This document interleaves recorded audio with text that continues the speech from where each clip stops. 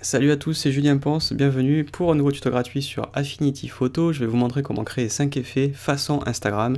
J'ai déjà enregistré ce tuto pour Photoshop, il est peut-être déjà sorti quand vous verrez cette vidéo. Moi je les enregistre à la suite, donc je ne vais pas vous le montrer puisqu'il vient juste d'être produit.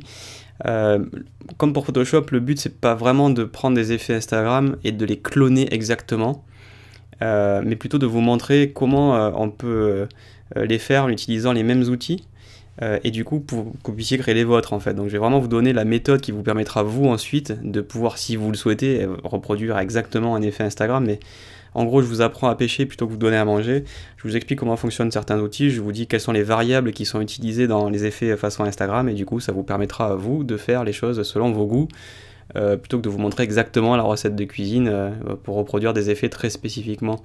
Donc je vous donne cette photo qui est d'ailleurs différente de celle que j'avais utilisée pour Photoshop, histoire de s'entraîner sur autre chose.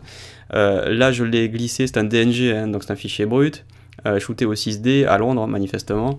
Alors on pourrait faire le tuto aussi sur le Develop Persona d'Affinity, de la même façon que dans Photoshop. J'avais dit qu'on aurait pu le faire sur Camera Raw, ça aurait été vraiment aussi intéressant de le voir. Je pense que je vais le faire, hein. Je vais décliner ce tuto, j'imagine, encore sur d'autres logiciels, peut-être aussi sur Luminar éventuellement, puisque en gros les outils qu'on utilise sont différents suivant que ce soit du Camera Raw, du Photoshop, du Affinity. Le but c'est de travailler le contraste, la lumière, le vignettage, etc. On va en parler. Donc là en gros je suis dans le Develop Persona, mais je ne vais pas faire ça dans le Develop Persona, je vais juste activer quand même ton foncé et ton clair, baisser un petit peu les tons clairs, parce que l'image est quand même très très claire de base, et les blancs sont pas loin d'être brûlés.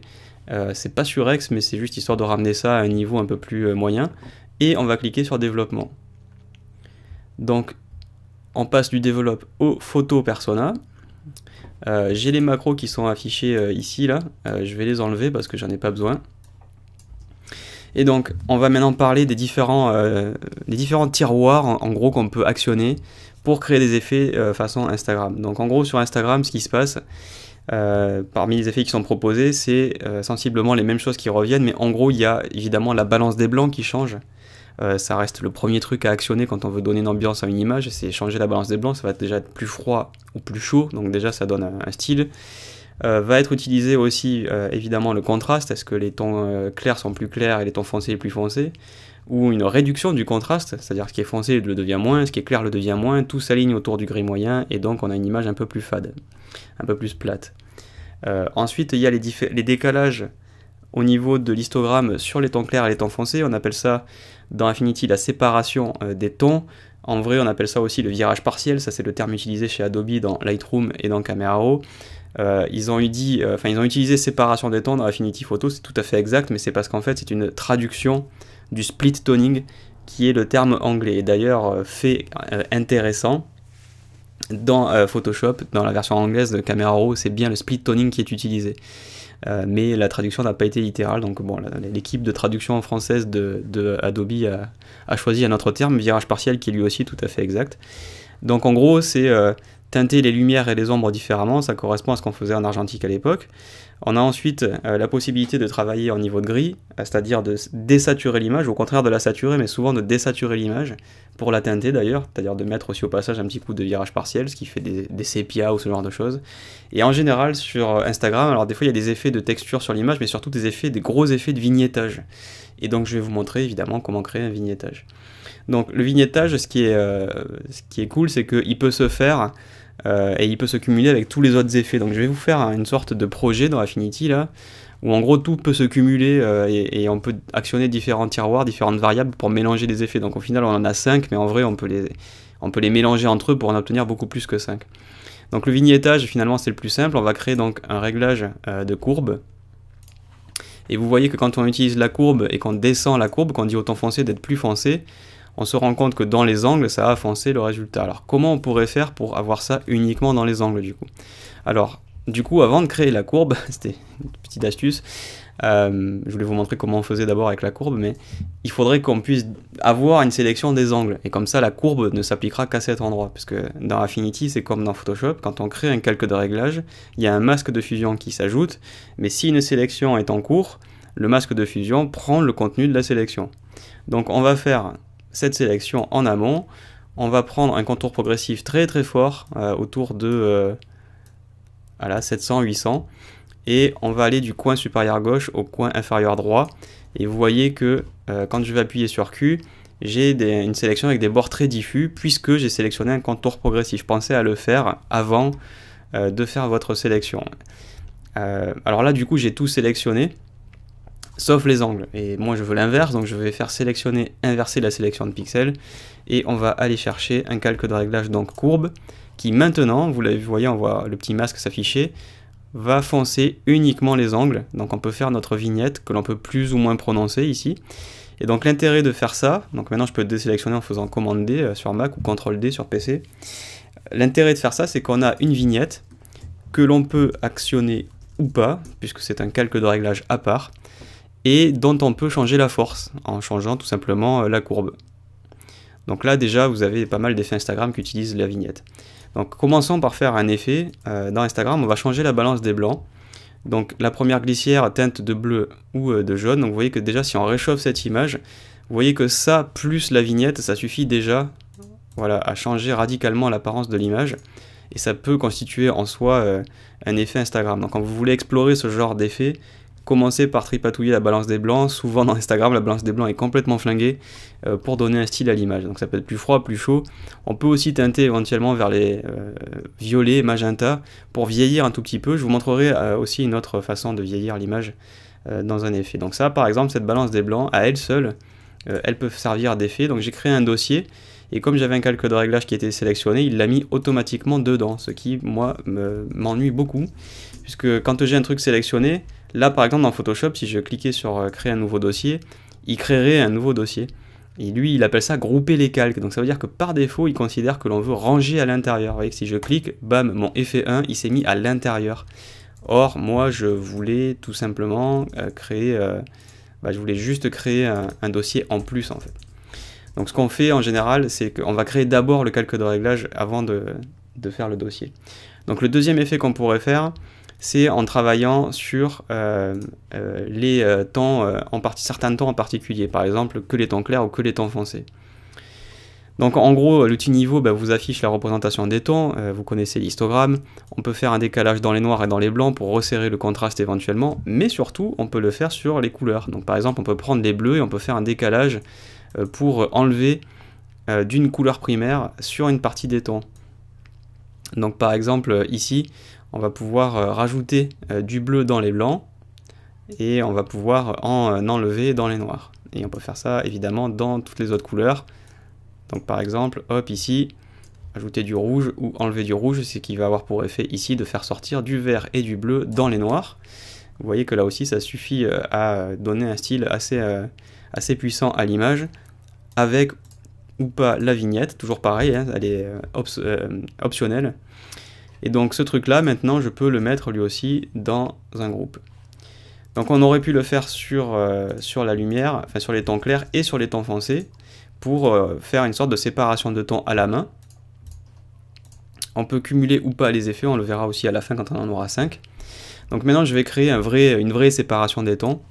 On peut la faire à la mano comme on l'a vu avec niveau, mais moi je vais utiliser l'outil qui est fait pour ça. Donc c'est hyper simple, on choisit une teinte pour les tons clairs, on sature plus ou moins, une teinte pour les tons foncés, on sature plus ou moins, et vous voyez que là par exemple j'ai une image qui s'est teintée, hop, voilà, de vert jaune sur les tons clairs et de bleu sur les tons foncés. Et on peut d'ailleurs donner priorité à un côté ou l'autre, c'est-à-dire au ton foncé ou au ton clair. Et là pareil, ça avec une vignette, ça va particulièrement bien marcher pour faire un effet façon Instagram. Et c'est juste un tout petit peu plus facile à employer que d'aller chercher les couches dans un niveau, même si ça vous offre un tout petit peu moins d'options, à part la balance qui est quand même assez pratique, quoi. Donc ce truc là, hop, on peut le mettre là aussi dans un groupe. Ensuite, ce qu'on peut utiliser, c'est la vibrance, puisque en gros on peut choisir à quel point on sature ou désature une image, et souvent dans les effets Instagram, il y a des effets qui sont basés sur des images désaturées, comme celle-ci par exemple. Donc là, une image désaturée et vignettée, ça fait déjà un bon point de départ pour faire un effet, voilà, façon Instagram.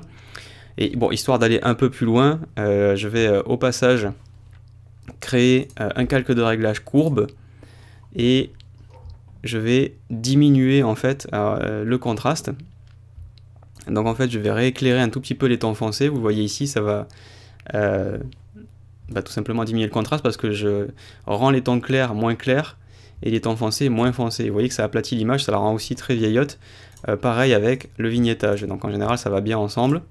Et ces deux trucs là peuvent faire là aussi un effet, donc un effet plutôt basé sur une image désaturée. Et enfin, donc je vais enlever tout ça pour revenir au début, et je vais faire un nouveau calque de réglage qui s'appelle courbe de transfert dégradé. J'ai déjà fait un tuto gratos sur cette courbe de transfert dégradé. On va enlever la couleur verte en allant en descendant. Donc d'habitude normalement il suffit de la glisser vers le bas, en tout cas sur Windows c'est comme ça que ça marche. Bon, on va cliquer sur supprimer, voilà c'est pareil. Normalement un petit drag and drop ça suffit, mais j'ai dû rater un épisode. On va changer la couleur, donc on va prendre un orange assez prononcé ici en entrée et un orange assez clair, hop là, en sortie, et on va mettre ça en mode incrustation. Boum boum, hop, il est là. Donc c'est très très fort. Évidemment, on va diminuer ça, et vous voyez que ça permet de reteinter l'image assez fortement.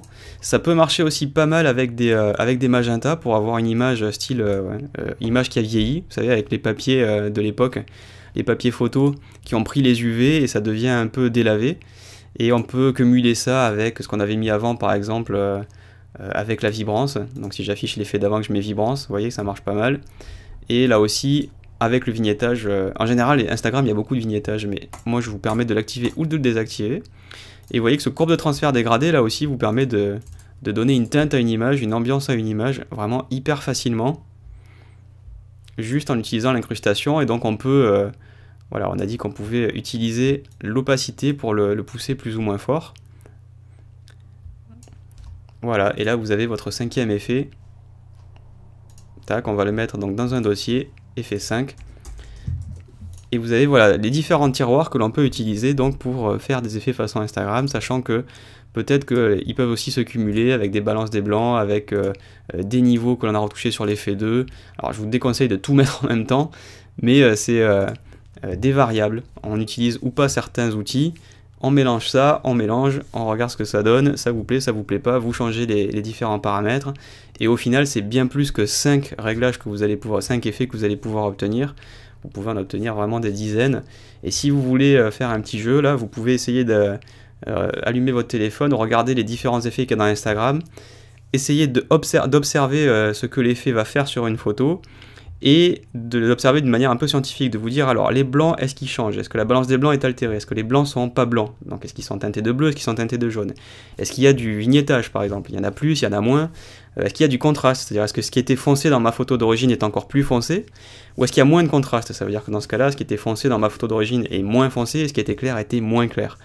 Et vous pouvez aussi regarder, est-ce que la saturation a changé? Est-ce que les couleurs sont toujours aussi présentes, ou est-ce qu'au contraire on est plus proche d'une image en niveau de gris? Et donc à chaque fois que vous faites cette analyse étape par étape, vous avez une réponse oui, non, et à quel point. Et vous avez maintenant, avec le tuto que je viens de vous montrer, le tuto que je viens de faire, les outils dans Affinity pour le retranscrire ça sur vos photos à vous, sur votre ordi, votre PC ou votre Mac, et vous pouvez refaire à peu près tous les effets Instagram. Il n'y a rien qu'on ne peut pas refaire ici dans Instagram, sauf quand il s'agit éventuellement de poser une texture pour faire un effet papier ou faire des traces ou faire ce genre de truc. Donc il faudrait coller une texture, et donc dans ce cas-là ça demanderait un calque supplémentaire. Mais en gros là, dans tout ce qu'on a utilisé, on peut tout refaire des effets Instagram. Donc là, voilà, j'espère vous avoir appris à pêcher et à pouvoir obtenir tous les effets que vous voulez.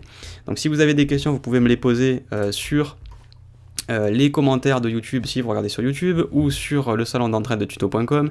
Sur tuto.com, vous pouvez retrouver mes tutos en tapant tout simplement Julien Ponce, tout attaché, ou même pas attaché d'ailleurs. Sur tuto.com, vous allez tomber automatiquement sur mon profil, où vous pouvez choisir du coup dans la liste déroulante Affinity Photo. Il y a 2 formations que j'ai sorties récemment. Donc une masterclass sur la retouche de paysage et une masterclass sur la retouche de portrait. Donc retouche de paysage, près de 4 heures de formation pour apprendre à développer, assembler des panoramas, à faire du HDR, donc tout ce qu'il faut savoir pour faire de superbes paysages dans Affinity Photo.